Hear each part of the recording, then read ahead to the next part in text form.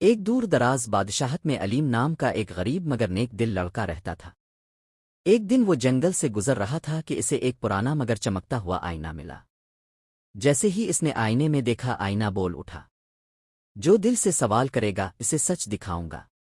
علیم نے حیرت سے آئینے میں دیکھا تو اسے اپنے گاؤں کے لوگ نظر آئے جو مدد کے محتاج تھے۔ اس نے آئینے سے پوچھا کہ وہ کیا کرے۔ آئینے نے کہا، اپنی نیکی کو جادو بنا لو۔ اگلے دن علیم نے گاؤں والوں کی مدد شروع کی۔ وہ جس کے لیے دعا کرتا اس کا کام آسان ہو جاتا۔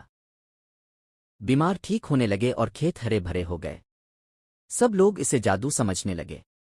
ایک دن لالچی وزیر نے آئینہ چھین لیا۔ اس نے دولت مانگی مگر آئینہ ٹوٹ گیا۔ وزیر خالی ہاتھ رہ گیا۔ علیم نے ٹوٹے آئینے کے سامنے دعا کی تو آئینہ پھر جڑ گیا۔ آئینہ بولا، اصل جادو نیکی اور سچائی ہے۔